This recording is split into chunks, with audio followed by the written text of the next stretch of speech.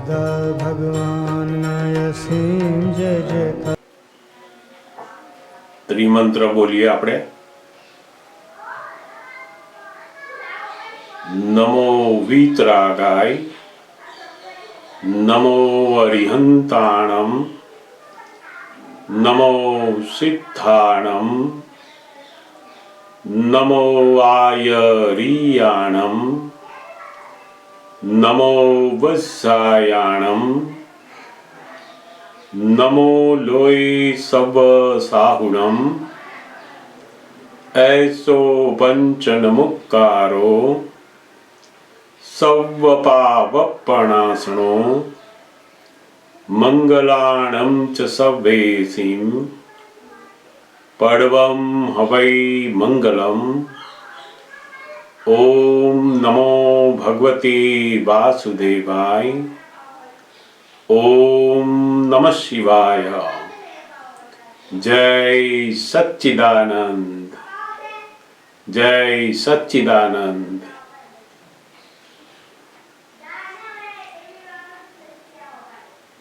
આપણે કવિરાજનું એક પદ સાંભળીએ.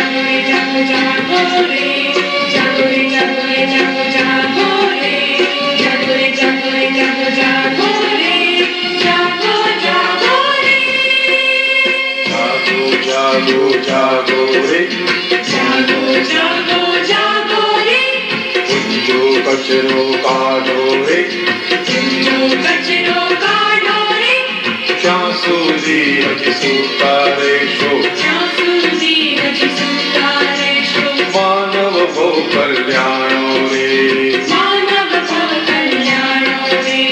જાગો જાગો જાગો રે, જાગો જાગો જાગો રે. પૂંજો કચરો કાઢો રે, પૂંજો કચરો કાઢો રે. ક્યાં સુધી હજી સૂતા રહેશો, ક્યાં સુધી હજી સૂતા રહેશો. માનવ ભવ કલ્યાણો રે, માનવ ભવ કલ્યાણો રે. જાગો જાગો જાગો રે, જાગો જાગો જાગો રે, જાગો જાગો જાગો રે, જાગો જાગો જાગો રે.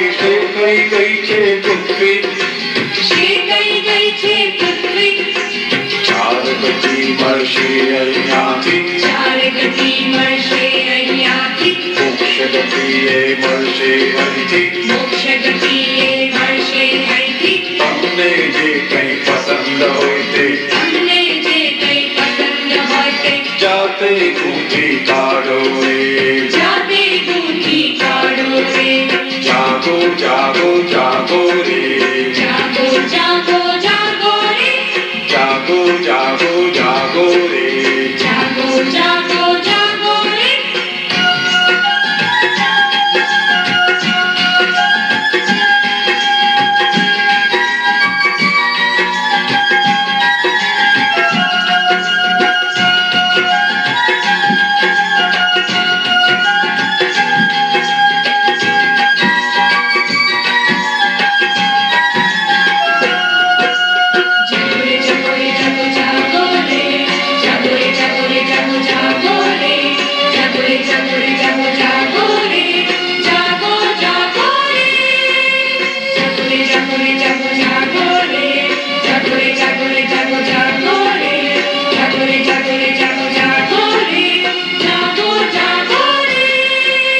તોને કંકર છૂટા પાડે તાળનો ચક્રવલોનો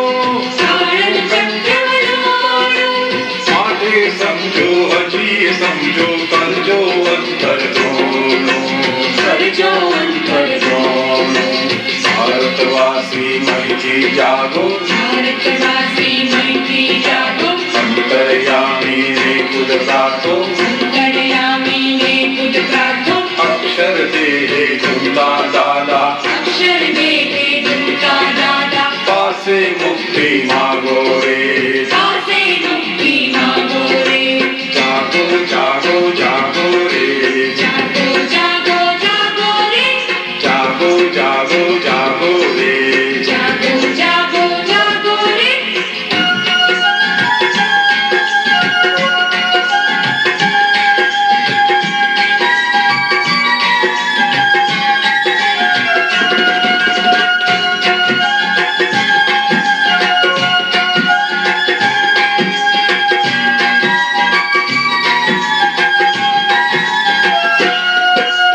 જાગો રે જાગો રે જાગો જાગો રે જાગો રે જાગો રે જાગો જાગો રે જાગો રે જાગો રે જાગો જાગો રે જાગો જાગો રે જાગો રે જાગો રે જાગો જાગો રે જાગો રે જાગો રે જાગો જાગો રે જાગો રે જાગો રે જાગો જાગો રે જાગો જાગો રે દેહની વેન્ચર કન્વર્ટિબલ અંદર આત્મા ઇનવિઝિબલ અંદર આત્માની નવી જીવન જગતથી પણ મળી શકે છે સાચી સમજણ મિરેકલ સાચી સમજણ મિરેકલ દાદા પાસે શક્તિ માગો દાદા પાસે શક્તિ માંગો દાદા વાણી વાગો રો દાદા વાણી વાગો રો આખી દુનિયાને કલ્યાણ આખી દુનિયાને કલ્યાણ અક્રમ ગાને રાજો રે અક્રમ જ્ઞાને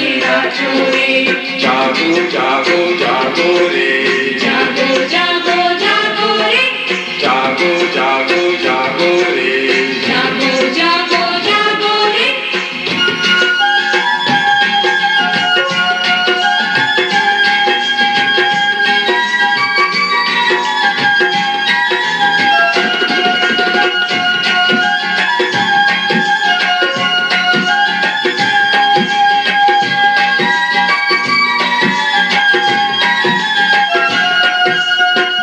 જાગો રે જાગો જાગો રે જાગો રે જાગો રે જાગો જાગો રે જાગો રે જાગો રે જાગો જાગો રે જાગો જાગો રે જાગો રે જાગો રે જાગો જાગો રે જાગો રે જાગો રે જાગો જાગો રે જાગો રે જાગો રે જાગો જાગો રે જાગો જાગો રે જે દાદર પર વાગે ઠોકર ત્યાં ધરવાનું ફાનસ ત્યાં ધરવાનું ફાનસ જાગૃતિ કહી અજવાળાને શુદ્ધ ઉપયોગ જ તારક શુદ્ધ ઉપયોગ જ તારક અબંધ બાંધો સાંધો રે અબંધ બાંધો સાધો રે રોંગ બિલીફો ભાંગો રે રોંગ બિલીફો ભાંગો રે કાયમની શાંતિના સ્થાનક કાયમની શાંતિના પદમાં કરવા સોરે બીજ પદમાં કરવા સોરે જાગો જાગો જાગો રે જાગો જાગો જાગો રે જાગો જાગો જાગો રે જાગો જાગો જાગો રે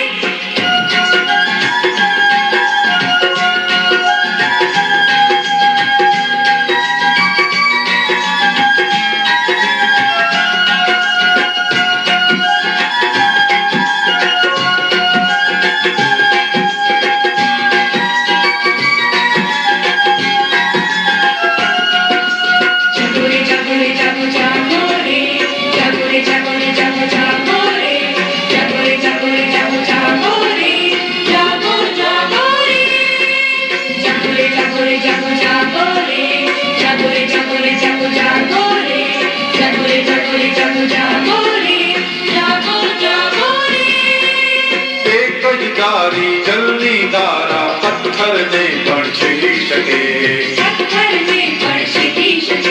જ્ઞાનીની વચનામૃત ધારા અંતઃકરણને ભેદી શકે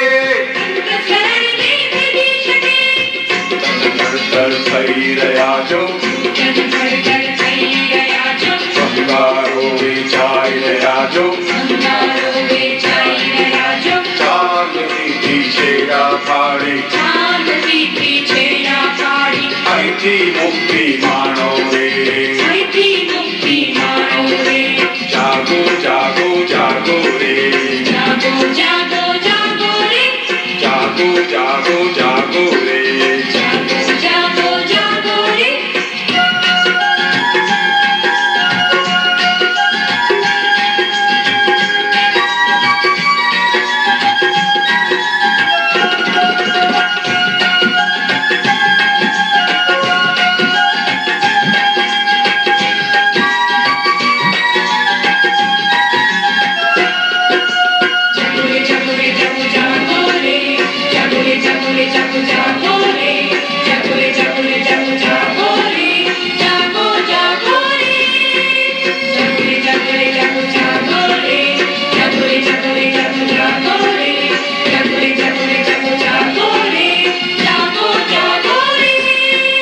કષાયની વિષયોથી વિરહિત શ્રીમંત્રોને પદ ગાવન નવકલ્પોને જયકારામાં સંકિત બીજથી મોક્ષારમ સાદા વારસ જોડો રે ઉતાને ઉઠાડો રે આખી દુનિયાને ઉપકારક કલ્યાણી કરલાણો રે જાગો જાગો જાગો રે જાગો જાગો જાગો રે જાગો જાગો જાગો જાગો રે પૂંજો કચરો કાઢો રે ક્યાં સુધી હજી સુતા રહેશો માનવ ભવ કલ્યાણો રે જાગો જાગો જાગો રે જાગો જાગો જાગો રે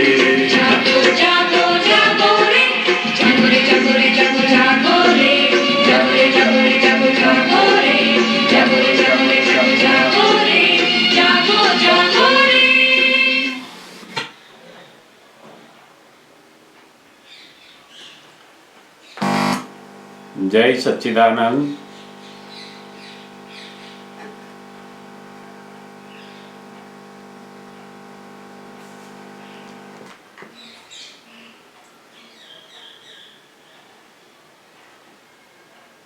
દાદા ભગવાને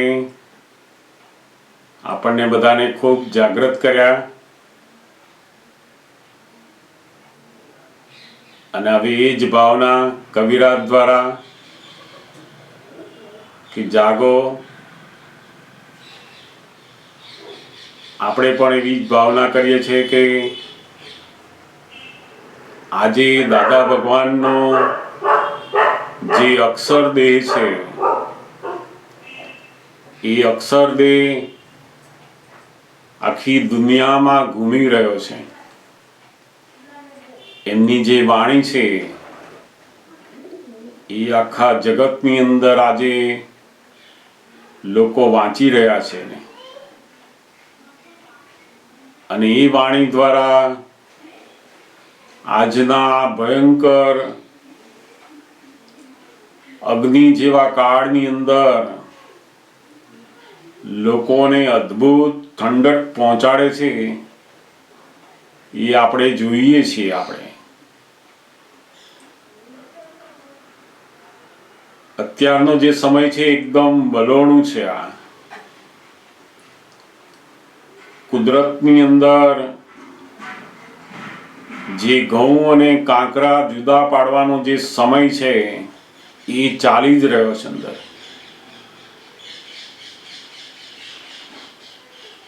જે લોકોને બિલકુલ કોઈને દુઃખ આપવું નથી, પોતાને ભ્રષ્ટાચાર કરવો નથી, છતાં પણ એવા સંજોગોમાં આવી જાય અને એને ના છૂટકે બધું કરવું પડે, એ જ લોકો જે ઘઉં છે એ આ કાંકરામાંથી જુદા પાડવાની પ્રક્રિયા કુદરત કરી રહી છે ને એમાં જેટલા લોકો જાગી ગયા એટલે કે પોતે આ મનુષ્ય ભવની અંદર પોતાનો મનુષ્ય ભવ શેના માટે છે એની જો એને સમજણ પડી ગઈ તો બહુ મોટી જાગૃતિ એની શરૂ થઈ કહેવાય. કવિરાજે તો બહુ અદ્ભુત લાઈનો લખેલી છે આમાં. ખૂબ સુંદર પદ આપણે માણ્યું. તમારામાંથી જો કોઈ પ્રશ્ન હોય તો આપણે એની સત્સંગની વાતો કરીએ. જરૂરથી પૂછી શકાય. તમારો જે પ્રશ્ન હોય તમે હાથ ઊંચો કરશો એટલે તમારું માઇક અનમ્યુટ કરવા માટે એનો જે કમાન્ડ છે એ અહીંયાથી કરી શકશે. તો જેને પોતાને પ્રશ્ન પૂછવો હોય એ પોતે પોતાનો હાથ વિડીયોમાં બતાવશે અથવા મેસેજ મૂકશે તો તરત ખબર પડશે. એટલે તરત જ એ માઇક અનમ્યુટ થશે અને તમે પૂછી શકશો. તો જરૂરથી તમે પ્રશ્ન પૂછી શકો છો.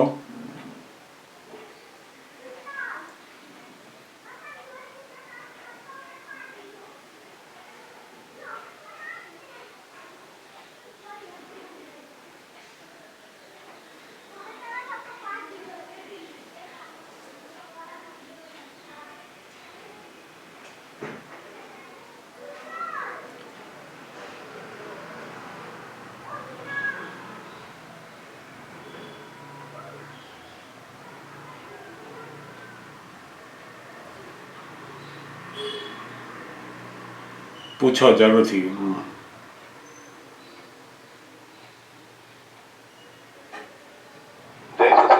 જય સચ્ચિદાનંદ. દાદાવાણીમાં એવું ટાઇટલ છે મમતાના આટા ઉકેલતા છૂટ્યા. બરાબર છે. એમાં દાદાની જે વાત આવી છે એમાં એવું છે કે ભગવાન કહે છે કે આ બધું નાટકીય છે તો હું તેમાં નાટકીય ના થઈ જઈશ. મૂળ મનની ભાજગળ છે તે લોકો મનની પાછળ પડ્યા છે. બરાબર. પણ મન તો ભજવતું નથી, તેની પાછળ માયા છે તે ભજવે છે. અને છેલ્લે એક વાક્ય આવે છે માયા જાય તો મન સુંદર એન્ડલેસ ફિલ્મ છે. એ સમજવું. માયા જાય તો મન તો સુંદર એન્ડલેસ એટલે કે અંતહીન ફિલ્મ છે. બરાબર છે. માયા જાય તો મન સુંદર અને એન્ડલેસ ફિલ્મ છે. બરાબર. બહુ જ સુંદર દાદા ભગવાને અહીંયા જે સમજ આપી છે આ એમાં આખું જગત એવું માને છે કે મન આપણને પજવી રહ્યું છે.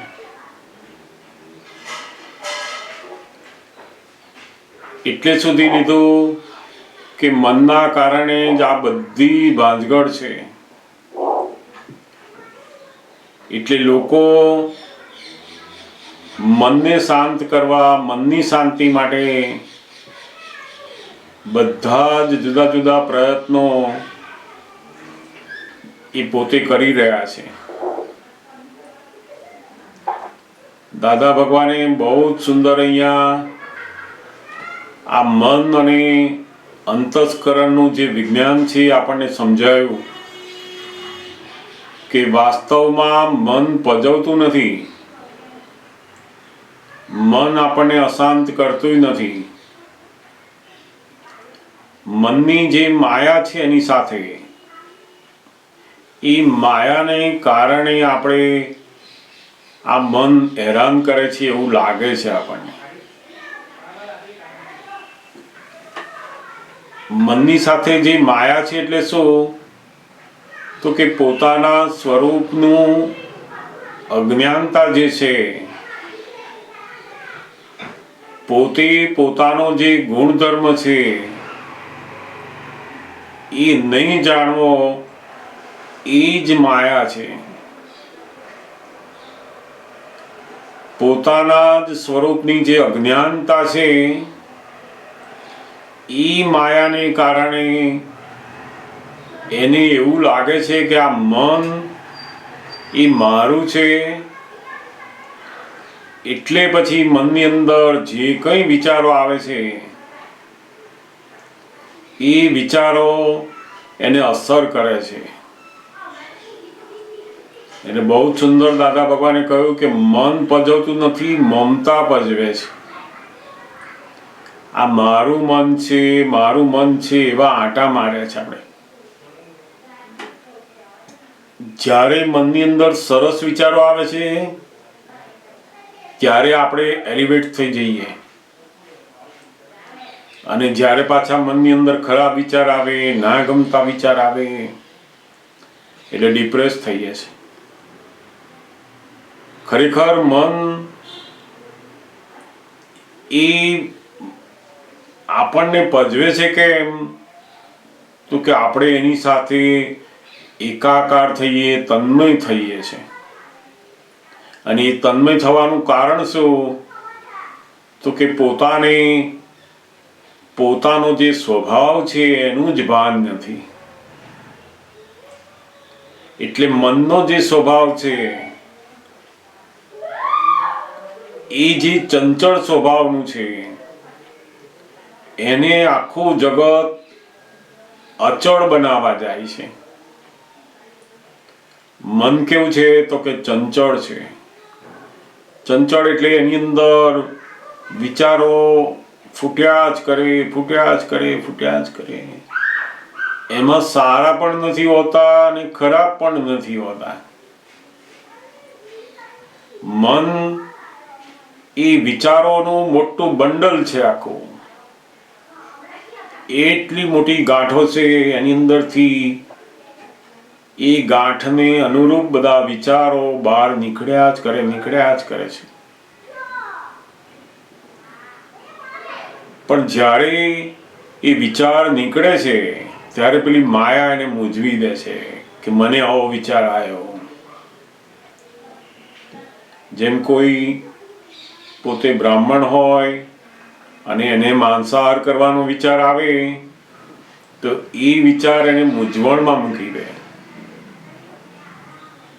કોઈ મંદિરમાં બેઠા હોય અને ત્યાં આગળ એકદમ એને કોઈ ખરાબ વિચાર આવ્યો તો એને મૂંઝવણ થઈ જાય કે મને કેમ આવો વિચાર આવે છે, અને તે પણ આવી સારી જગ્યા ઉપર હું બેઠો છું, કોઈ સંત પાસે બેઠો છું, ભક્તિમાં બેઠો છું, અને મને આવા વિચાર કેમ આવે છે?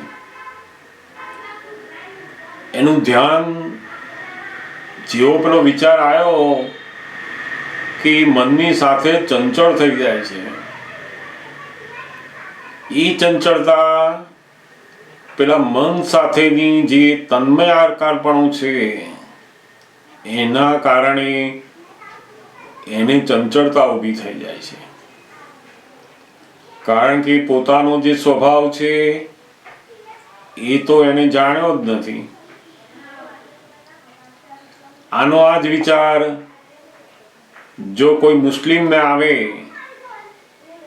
તો એને ચંચળતા ઊભી ના થાય, કારણ કે એની બિલીફ જુદી છે. બ્રાહ્મણની બિલીફ જુદી, જૈનની બિલીફ જુદી, દરેકની પોતાની અલગ અલગ બિલીફના આધારે પેલો વિચાર એને અસર કરે છે. દાદા ભગવાનનું કહેવું શું છે કે મનને બિલકુલ બદલવાનું નથી, કશું કરવાનું નથી. આખું જગત મનની સાધના ઉપર ગયેલું છે. મેડિટેશન કરો, જાપ કરો, મનને જે ગમતી હોય જગ્યા ઉપર જ રાખો, ગમતા માણસો જોડે રાખો, ગમતી ખાવાની વસ્તુ જોડે રાખો, એટલે સુધી કે મનને જે ધર્મ ગમે છે એની અંદર પણ રાખો.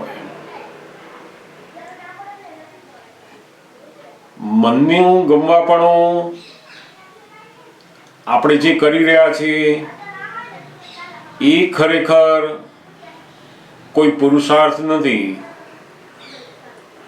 જે વસ્તુ તમારા મનને ગમે છે અને તમે કરો છો એમાં કોઈ પુરુષાર્થ નથી. ખરો પુરુષાર્થ ક્યાં ઉત્પન્ન થાય છે? તો કે જ્યારે એવી પરિસ્થિતિ ઊભી થાય છે કે મનને બિલકુલ ગમતું નથી, અને એ પરિસ્થિતિ વખતે તમે કેટલા ક્ષમતામાં રહી શકો છો એ તમારી પુરુષાર્થનું પરિણામ છે. દાદા ભગવાને આખું મનને એક બાજુએ મૂકી દીધું અને એમણે જોયું કે આ માયા જે છે એટલે શું? તો કે પોતાના સ્વરૂપનું ભાન નથી. પોતાનું જે સ્વરૂપ છે અને એના જે સ્વભાવના ગુણો છે એ જ ખબર નથી. જેમ થિયેટરમાં ગયા હોય, મૂવી જોતા હોય અને કોઈ વિલનને જોઈને પોતે ઊભો થઈ જાય તો બીજા લોકો શું કહે? અલા ભાઈ, તમે જોવા આવ્યા છો, બેસો શાંતિ, તમારે ક્યાં એની જોડે લડવાનું છે? તારે આપણને બેસાડી દે નહીં તો કેમ? તો કે આપણો જે સ્વભાવ હતો એના બદલે આપણે પેલો જે કરે છે એને બંધ કરવા ગયા. એને માયા કહે છે. મૂવીને સાચું માની અને એને સ્ટોપ કરવા જવું, ચાલુ કરવા જવું, એને જ માયા કહેવાય. આ વિચાર સારો છે, મને આવવો જ જોઈએ, એવું કરવા ગયા એ જ માયા. આ વિચાર ખરાબ છે, મને આવવા જ ના જોઈએ, એવું કરવા ગયા એ જ માયા. કારણ કે તમે મનના માલિક થઈ ગયા. એ માલિકીપણું છે એ માયાને લીધે છે. એટલે દાદા ભગવાન આપણને બહુ જ સુંદર આ મનને જેમ છે તેમ રહેવા દઈ અને પેલું જે માલિકીપણું છે એ કાઢવા માટે એમણે શું કર્યું? તો કે પોતાના સ્વરૂપનું ભાન કરાવી દીધું. પોતે કોણ છે એનું અને પોતાનો જે સ્વભાવ છે એ ખુલ્લો થયો. હવે મારો જે સ્વભાવ હતો કે જ્ઞાતા અને દ્રષ્ટા મારે જોવા જાણવાનું છે, એ મારો જે સ્વભાવ છે એ જેવો ખુલ્લો થાય છે અંદર, એટલે તરત જ પેલું મનની જે પજવણી હતી એ બધી ખલાસ થવા માંડી. આપણે મનને સારું બનાવવા માટે સત્સંગ નથી. આપણે મનથી જુદા રહેવું એના માટેની આખી આ સમજણ, એનો સત્સંગ, એની જાગૃતિ માટેની વાત છે. અને આ મનથી જે જુદા પડ્યા વચ્ચે જે માયા હતી એ જતી રહી, એટલે મનનું એકદમ સુંદરપણું દેખાય. પછી આપણી જે બિલીફ હતી કે આને સારા વિચાર કહેવાય અને આને ખરાબ વિચાર કહેવાય, એ બિલીફ જતી રહી. હવે શું થઈ ગયું તો કે મનની અંદર જેટલા વિચાર આવી રહ્યા છે એ બધા જ્ઞેય છે. હવે સારા અને ખરાબનું જે લેબલ મારતા હતા પહેલા, એ હવે બદલાયું. આપણે શું લેબલ આવ્યું કે આ જ્ઞેય છે અને હું જ્ઞાતા છું. વિચાર જ્ઞેય સ્વરૂપે નહોતા દેખાતા, એને જ માયા કહેવાય છે. જે વિચારને પોતે માનતા કે મને આવ્યો, એ પેલી મને વાળું કરાવનાર જે બિલીફ છે એ માયા છે. દાદા ભગવાને જોયું કે આ માયાથી આ બધી અકળામણ છે. જગત આખું માયા, ઘર બારની, પત્નીને, પોતાના ધંધાને, આ બધી વસ્તુઓને માયા કહે છે. અને આખું જગત આ બધી ફિઝિકલ વસ્તુઓને, વ્યક્તિઓને, એને ત્યાગ કરવામાં પડ્યું બધા. કારણ કે એમની માયાની સમજણ શું આવી ગઈ તો કે આ સ્ત્રી છે, આ ધંધો છે, પૈસા છે, કપડાં છે, ખાવાનું છે, એ આપણને સ્થિર રહેવા દેતું નથી. એટલે એમણે ત્યાગ કરવા માંડ્યો. દાદા ભગવાને જોયું કે આ બધું ત્યાગ કરવાથી માયા જશે નહીં. એ તો રંગીન કપડાં છોડીને વ્હાઈટ કપડાની માયા ચોંટશે. ઘરની માયા જશે તો પેલા આશ્રમની માયા ચોંટશે. સ્ત્રીની માયા જશે તો શિષ્યોની માયા વધશે. માયા જ્યાં સુધી પોતે કોણ છે જાણે નહીં, ત્યાં સુધી પેલી માયા જાય નહીં. એટલે દાદા ભગવાને બહુ જ મોટું અદ્ભુત કામ કર્યું આ કે આપણી અંદર જે માયા હતી એ એમણે કાઢી નાખી. પોતે પોતાનું સ્વરૂપનું ભાન કરી આપ્યું. એટલે હવે આ મન કેવું થઈ ગયું તો કે સુંદર થવા માંડશે, અતુત સુંદર. પણ પેલી માયાના કારણે આપણે શું થતું, આ સારું અને ખોટું, સારું અને ખોટું, ને રાગ દ્વેષ ચાલ્યા જ કરે. ને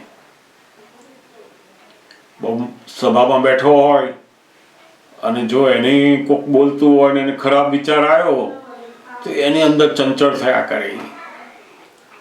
કેમ તો કે પેલા વિચાર જોડે એકાકાર થઈ ગયો છે. એટલે દાદા ભગવાને આપણને જે સ્વરૂપનું ભાન કરાવ્યું, એમાં શું થયું તો કે આખી જે મમતા છે કે આ મન મારું છે, આ વાણી મારી છે, આ શરીર મારું છે, મારું જે બિલીફ હતી ને એ કાઢી નાખી. બસ બીજું બધું તમારું અકબંધ રવા દીધું એમણે. તમારું ઘર બાર, છોકરા, ધંધો, નોકરી, એમને કશું હાથ લગાવ્યો નહીં એના ઉપર. એમણે કહ્યું કે આ જે બધું છે બહાર એ તમને હવે નડતું નથી, તમારી માયા નડતી હતી એ મેં તમને કાઢી દીધી. હવે તમારે શું કરવાનું છે તો કે દરેક સમયે પેલા મનની સામે આપણે જાગૃત રહેવાનું છે. શું તો કે આ જ્ઞેય છે અને હું જ્ઞાતા છું. આપણો પુરુષાર્થ ક્યાં આવ્યો તો કે આ મનના દરેક વિચારને આપણે જ્ઞેય સ્વરૂપે જેટલા જોયા એટલા એ મનનો વિલય થાય છે. બહુ જ મોટી વસ્તુ, ક્યારેય પોતાના મનનો વિલય થતો નથી. લોકો મનને બંધ કરવા જાય પણ વિલય ના થાય કોઈ દિવસ.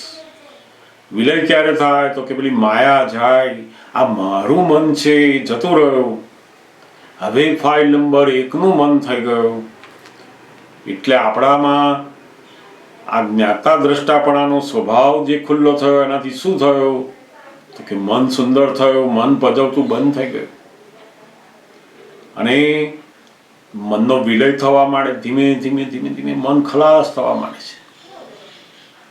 આ દુનિયામાં જ્ઞાન સિવાય, આત્મજ્ઞાન સિવાય ક્યારેય એવું ના બને કે મન એને પજવે નહીં.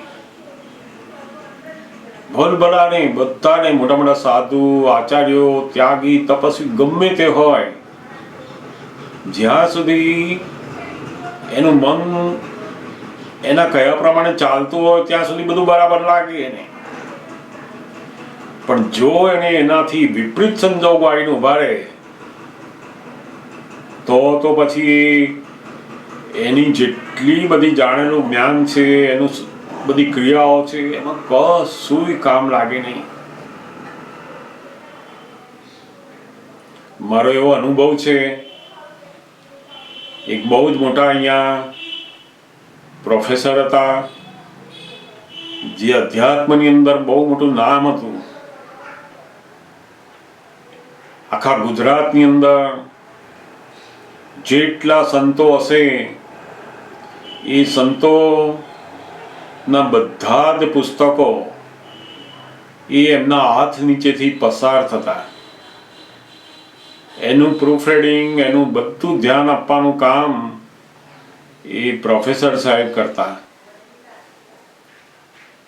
એમની પોતાની પાસે અધ્યાત્મનું એટલું બધું નોલેજ હતું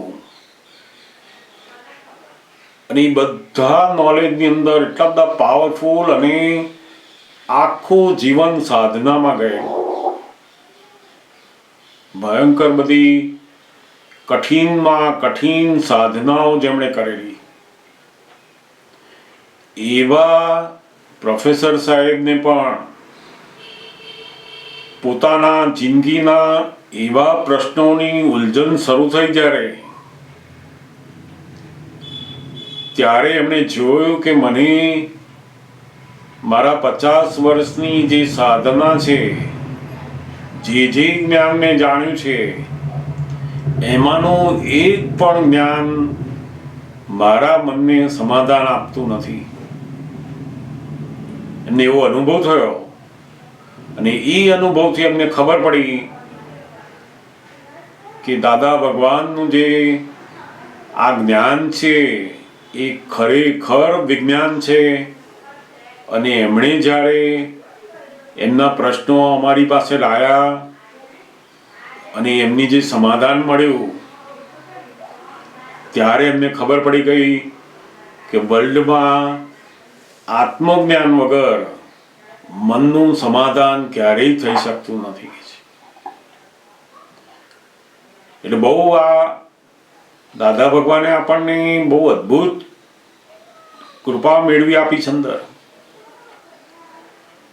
માયા જે જતી રહી એટલે મન પજવતું બંધ થઈ ગયું. સમજાયું ને?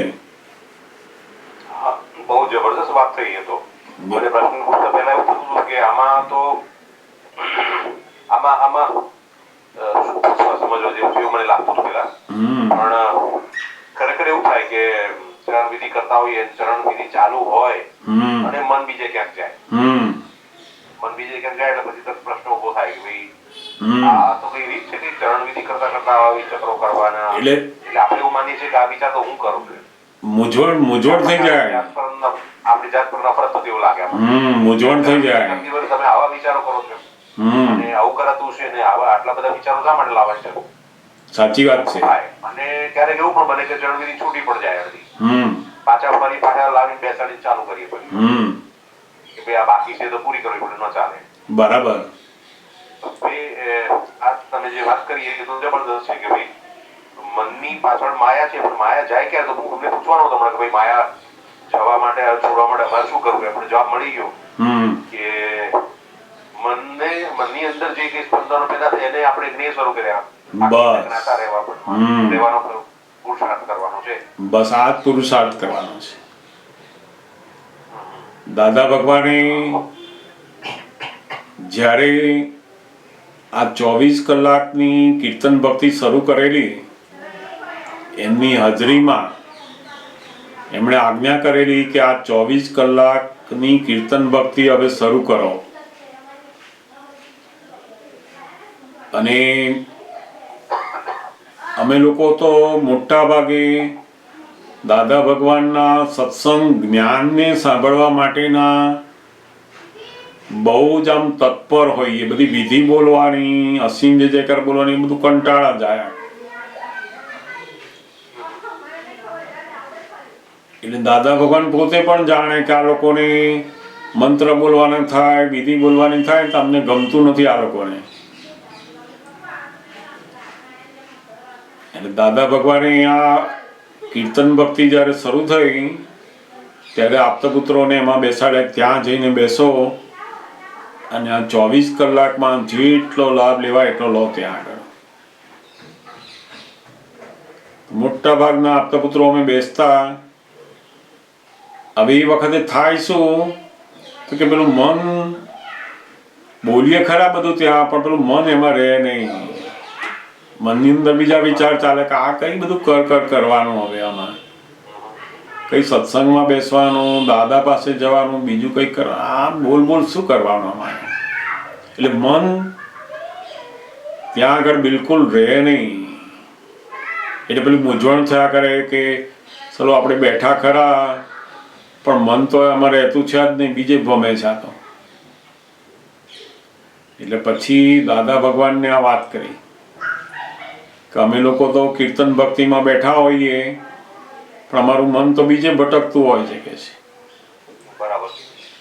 ત્યારે દાદા ભગવાને બહુ જ સુંદર કહ્યું, સૌથી મોટો પુરુષાર્થ જ અહીંયા કરવાનો હોય છે કે મન જ્યારે બીજે ભટકતું હોય, મન જ્યારે એવું કહેતું હોય કે કીર્તન ભક્તિ બંધ કરો, વિધિ બંધ કરો, એમાં રહેતું ના હોય અને એ વખતે તમે એને જુદા રાખો અને બોલો, એ બહુ જ મોટો પુરુષાર્થ થાય છે. મનનું તમે સાંભળ્યું નહીં અને તમારો જે ધ્યેય છે એ પ્રમાણે તમે રહ્યા, એને દાદા ભગવાને બહુ જ મોટો પુરુષાર્થ બતાવ્યો. ત્યાં મનના વિચારોને તમારે એ વખતે જ્ઞેય તરીકે જોયા જ કરવાના છે. આપણા શુદ્ધ ઉપયોગની અંદર મનને હાજર રાખવું એ જરૂરી નથી. મનને જ્ઞેય સ્વરૂપે જોવું એ જરૂરી છે. એટલે દાદા ભગવાન બહુ સુંદર કહે છે, મારી જે વિધિ છે આ બધી નમસ્કાર વિધિ, નવકર્મો, ત્રિમંત્ર, આ બધી પ્રાર્થનાઓ એ સદુપયોગ માટે છે, મનની એકાગ્રતા માટે નથી. આપણું મન ચોંટાડવા માટે, મનને બીજું ભૂલાવવા માટે, એના માટે નથી. એટલે જ્યારે જેમ પેલા લોકો ક્રમિક માર્ગમાં અથવા બીજા કોઈ સાધક લોકો હોય અને એ ભગવાનની કે પોતાના ગુરુની સાધના કરતા હોય, ધર્મનું આરાધન કરતા હોય અને એમને જો ખરાબ વિચાર આવે ત્યારે જે અંદર અકળામણ થાય છે કે આવું કેમ થાય છે મને, એવું ને એવું જ પાછું આપણને અહીંયા થાય છે.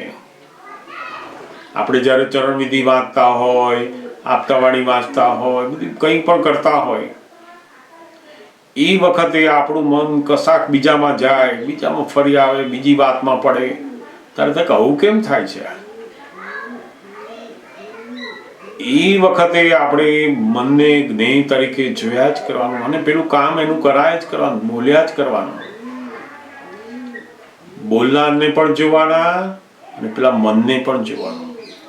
મન કહે કે આ બંધ કરી દો, આપણે કહેવાનું શું કામ છે તારે. હવે તમારે મન સાથે આખી વાર્તાલાપ શરૂ થયો. પહેલા તો મન જે ચલાવે એ પ્રમાણે આપણે ચાલતા, એને જ માયા કે છે. જે લોકો પોતાના મનના આધીન બધું જ કરે છે, એટલે સુધી કે મન જેને ધર્મ કરાવે છે, મન જેને સત્સંગમાં લઈ જાય છે, મન જેને ભક્તિ કરાવે છે, બધું મન જ કરે છે. ખરો પુરુષાર્થ ક્યાં શરૂ થાય છે તો કે મન ના કે અને ત્યાં આગળ એ કરે ને ત્યારે પેલો પુરુષાર્થ શરૂ થાય છે. એટલે અમને ઘણી વાર કહે ને તારું મન તને સત્સંગમાં લાવે છે, કાલે તારું મન બદલાય ને તો સત્સંગ હું છોડી દઉં કે છે. બરાબર. ત્યારે ખબર પડી કે ઓહો આપણે તો બધું મનથી જ કરીએ છીએ અને એવું લાગે છે કે આપણે પુરુષાર્થ કરીએ છીએ. સમજાય ને? એટલે જ્યારે જ્યારે ચરણ વિધિ કરીએ, ત્રિમંત્ર, નમસ્કાર વિધિ, પદો ગમે તે, મન જુદું જ્ઞેય આપણા માટે. જોને ગમે ત્યાં ભટકે. આજે કીધું છે કે માયા જાય તો મન સુંદર. સુંદર શબ્દ કયા અર્થમાં દાદા પ્રયો છે? સુંદર એટલે શું તો કે આપણને અસર કરતા બંધ થઈ ગયો એને સુંદર કહેવાય. મનની અંદર વિચારો બધા પ્રકારના આવે. ના, એને સુંદર નથી કહેવાતું. એટલે મનને દોષિત નથી જોવાનો. સુંદર એટલે શું તો કે જે વિચાર પહેલા આપણને અકળામણ ઊભું કરતો હતો, પહેલા આપણને એકદમ સારા વિચાર આવ્યા તોય પણ એ ચંચળતા ઊભું કરતું હતું, એ બંધ થઈ ગયું. મન સાથેનું જે તન્મયાકારપણાના લીધે ચંચળતા ઊભી થતી હતી એમાંથી બહાર નીકળ્યા એને સુંદર કહે છે. મનને સારા વિચાર આવવા એને મનની સુંદરતા નથી કહેવાતી, એ તો જગતની ભાષા છે. અને સારા તો તમારી બિલીફના આધારે સારા છે ને. તો દરેકની પોતાની જુદી જુદી બિલીફ છે, એના આધારે એને સારા અને ખોટા છે, એમાં સુંદર નથી. એટલે એમનો બહુ એપ્રોપ્રિએટ શબ્દ છે સુંદર. એ સારા અને ખોટા નથી કરતા પણ સુંદર કહે છે એને. મન સુંદર ક્યારે બને તો કે પેલી માયા જાય ત્યારે. મન બિલકુલ પજવે નહીં, મનથી મૂંઝાય નહીં. બહુ જ અદ્ભુત વાત એમણે આની અંદર મૂકીને મહાત્માઓનો પણ આ પુરુષાર્થ અહીંયા આવે છે. હવે એટલે એક હાફ પાર્ટ આખો આજ બની જાય આખો તમારો. કારણ કે જાગીએ ત્યાંથી ઊંઘીએ ત્યાં સુધીમાં મનની પાછળ જ હોય, મન આપણી પાછળ હોય. મનની ફિલ્મ ચાલ્યા જ કરે. આપણે હવે ફિલ્મના જોનાર જ્ઞાતા થયા આપણે. અને જ્ઞાતાપણું જેટલું વધારે ખુલ્લું થયું એ બહુ મોટો પુરુષાર્થ છે. એને જોયા જ કરવાના. એ કશું મનની અંદર એવું કંઈ હોતું જ નથી. તમે એને જોયા જ કરો, એની મેળે ખાલી થતું જ જાય છે. આમાં દાદા કહે છે કે ભગવાન કહે છે કે આ બધું નાટકીય છે અને તું તેમાં નાટકીય ના થઈ જઈશ. મુઆ એટલે શું નાટકીય શું છે? કે આ મનના વિચારો બધું મનના વિચારો નાટકીય છે, શરીરની એક્શન એ બધી નાટકીય છે, આ બધી ભાષા બોલીએ છે બધી નાટકીય છે. અને આપણે નાટકીય ના થવું એટલે શું? કેવો એટલે આપણે ખરેખર જે રોલ મળ્યો હોય એ રોલને પછી આપણે પોતાનો માની લઈએ, એ આપણે નાટકીય થઈ ગયા કહેવાય. પોતાનું દરઅસલ સ્વરૂપ ભૂલી જવું એ નાટકીય થઈ ગયા પાછા આપણે. જેમ આપણને કોઈ વિલનનો રોલ આપ્યો, આપણને કોઈ ડોક્ટરનો રોલ આપ્યો, વકીલનો રોલ આપ્યો, પછી આપણે સ્ટેજ ઉપર ગયા અને બધું રોલ ભજવ્યો, ડોક્ટર થયા, વકીલ થયા, બધું રોલ ભજવ્યો, ત્યાં કોકના હસબન્ડ થયા આપણે, એ બધો રોલ ભજવ્યો અને પછી બહાર નીકળીએ. બહાર નીકળ્યા પછી જે પેલી વાઈફ અંદર બનેલી ડ્રામામાં એને આપણે હાથ ચાલીએ કહો તું તો મારી વાઈફ છું, ચલો અમારી જોડે, તો શું થાય? એ નાટકીય થઈ ગયા તમે. પેલા જે સ્ટેજ ઉપર હતું એને તમે સાચું માની લીધું એટલે તમે ખરેખર હસબન્ડ છો એવું માનીને તમે પાછું શરૂ થયો એટલે નાટકીય થયા તમે. નાટકને તમારે જાણવાનું હતું તમારે કે આ તો મારો રોલ છે, હું નથી એમાં, હું જુદો છું એનાથી. એવું કેટલાક લોકો મનની જોડે પણ શાદી કરી લે. આ વિચાર સરસ છે, એની જોડે શાદી કરે છે લોકો. એમાં તમારો રોલ હોય છે, એને નાટકમાં છે, એને તમારે નાટકીય થવાનું નથી, એને જોયા જ કરવાનું છે. હું ફાધર છું, હું મધર છું, હું હસબન્ડ છું, એ બધું થવા માટે નથી, ડ્રામા માટે છે. આપણે શું થઈએ છીએ? થઈ જઈએ છે. અને એ થઈ જવું એને માયા કહે છે. તમે ફાધર છો, એ છોકરાને આધીન ફાધર છો, વાઇફના આધીન હસબન્ડ છો. પણ ખરેખર તમે શું છો? તો કે તમે પોતે આત્મ સ્વરૂપ છો. એ ખબર નહીં હોવાથી આ માયા થઈ જાય છે કે હવે હું જ ફાધર છું એનો, અને તું જ મારો છોકરો. એ તો જ્યાં સુધી આપણો છોકરો આપણી વાત માનતો હોય ત્યાં સુધી છોકરો, નહીં તો છોકરો તો સહેજી માને નહીં, હામો પડે તો કશું છોકરો ના રહ્યો અને ફાધર ના રહ્યા. સમજાય ને? નાટકીય બધું. બીજું શું થાય છે એમાં કે માનો કે હવે આપણે સુવાનો ટાઈમ થયો અને સુવા માટે ગયા અને છેલ્લા 2-3 કલાકમાં જે કઈ ઘટનાઓ ઘટી હોય કે વાર્તાલાપ થયો હોય કે ફોન આવ્યો હોય, કોમ્યુનિકેશન થયું હોય કે વાંચન થયું હોય, બરાબર, તો કઈક કોઈ બીજી જવાબદારી હોય નેક્સ્ટ ડે બીજી મોટી, બરાબર છે. અને આપણે ખરેખર ટેન્શન નથી આમ જોવા જઈએ વાસ્તવિકતામાં. પણ આમ જેવા પથારીમાં ગયા હોય ને આપણે એમ લાગે કે ભાઈ હવે તારે ઊંઘમાં જવાનું છે, ઊંઘવાનું છે, પણ એકાદ બે એવું બન્યું કે 2-3-4 કલાક સુધી તમારે જાગૃત અવસ્થામાં પડ્યા હોય આપણે, એ વિચારો આપણે નથી લાવવા, નથી જોઈતા, જરૂર નથી, બંધ કરી દો, અથવા તો એમાંથી બહાર ખસીને આવતા રહો, ઊંઘી જાઓ, આવું આપણી જાતે વાત કરીએ તો પણ ઊંઘ ના આવે. ના આવે. એ વખતે આ જે મન જે છે એની સાથે આપણા દાદાનો પ્રયોગ કામે લગાડીએ તો અમારે કેવા પ્રકારનો એટીટ્યુડ આવે અખત્યાર કરવો જોઈએ? એટલે આ જ અખત્યાર કરવાનો. પહેલામાં પહેલું તો મનને બંધ કરવાનો પ્રયત્ન જે કરીએ છીએ એને જ માયા કહેવાય છે. મને અત્યારે સુઈ જવું છે અને મનની અંદર આ કઈ જે બાબતની દિવસનું કંઈક બન્યું છે અથવા છેલ્લા કંઈક વાંચ્યું છે, કોકની સાથે ફોન ઉપર વાત થઈ, હવે શું કરશે શું નહીં બધું ચાલે મનને. હવે એને આમાં કેવું છે કે એકવાર આપણે પેલી દિવાસળી લગાવી ને એટલે એની અંદર કેવું છે કે એ દિવાસળી લગાવ્યા પછી એની મેળે હરગ્યા જ કરે તો બધું.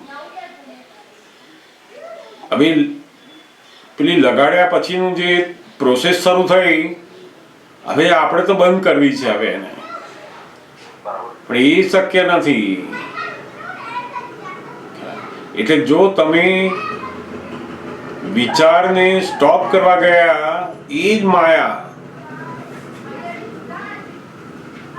એ માયા ત્યાં આપણને અંદર આવી ગઈ કે આને બંધ કરવું ને તો હુઈ જવાય મારાથી.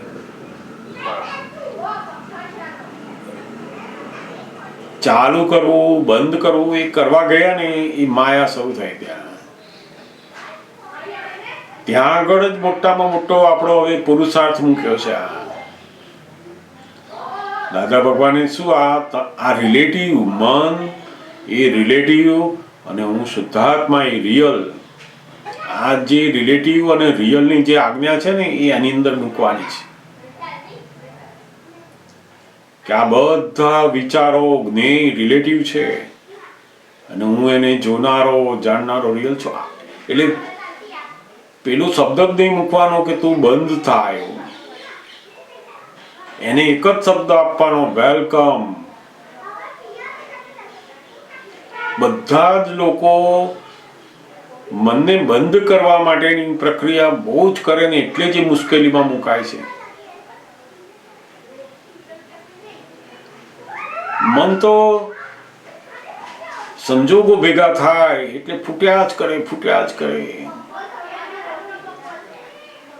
કોઈક એવી વાતો હોય, કોઈક એવો આયોજન હોય, કોઈ પણ એવી જરૂરી બધી વાતો હોય, એ બધું મનની અંદર ચાલ્યા જ કરે. એમાંય પોતાની અહંકારની જે ટચ થયેલી વાતો હોય એની બહુ ચાલ્યા કરે. પછી એ અંતસ્કરણનો ધર્મ છે. એ બધો પોતાના અંતસ્કરણનો જે ઈગો છે એને કશું ના ગમતું, ગમે તે કંઈક થયું બન્યું હોય એ અંદર ચાલ્યા જ કરે ને. જ્ઞાન અને પુરુષાર્થ એ શું છે તો કે આ જે ચાલતી વસ્તુ છે એને બંધ કરવું, ચાલુ કરવું એ કોઈ માથાજીકમાં પડે નહીં. એને જોનાર તરીકે રહે. 3 કલાકનું પિક્ચર ઉતાર્યું હોય પછી આપણે કે કલાકમાં પતાવી દો, હવે હુઈ જવું છે ભાઈ, એવું ના થાય ને. તો પેલા કે ભાઈ તમે ઉતાર્યું 3 કલાકનું તો હવે પૂરું તો કરવું પડે ને એને. સમજાય ને? એટલે ત્યાં મહાત્માઓનો શું પુરુષાર્થ રહ્યો તો કે આ ઊંઘી જવું છે, આ વિધિ બોલવી છે, ફલાણું આ કામ કરવું છે, એ બધા નથી જવાનું. તમારે એને જ્ઞેય તરીકે જોયા કરો મનને. મનને કે વેલકમ, જેટલા વિચારો આયા જ કરતું તારે, અમે તને જોનાર છે. અને જેટલા તમે એને જ્ઞેય તરીકે જોયા એમ આખું મન ખાલી થતું ગયું, થતું ગયું, થતું ગયું. અને પેલું સુંદરતા, મન તમને જે અસર કરતું હતું ને એમાંથી મુક્ત થયા તમે. બહુ મોટો પ્રયોગ છે આ તો. એટલે અમે તો શું કરતા હોઈએ કે ભાઈ આવું થાય ને એટલે પછી અસીમ જય જયકાર ચાલુ કરીએ કે પછી ત્રિમંત્ર ચાલુ કરીએ તો ચાલુ ત્રિમંત્ર માંથી પાછું પેલી લિંક પર જતું. હા, એ છોડે નહીં તો પાછું પેલી લિંક પર જાય અને વળી પાછું પરાણ ખેંચે. એટલે આમ રીતસર એવું લાગે કે આજુબાજુ વાળા બધા ઊંઘતા ઘરમાં આપણે દ્વંદ્વ યુદ્ધ ચાલતું અંદર. હા, એવું બને ને તો. હા, અને ત્યાં સુધી કે નેક્સ્ટ ડે આખું જે ફિલ્મ ની જેમ આવે સાલું આવે ત્યાં સુધી કે હું મને એવું લાગે હું પોડિયમ સામે ઉભો છું, વાક્ય બોલું છું. હા, એવું.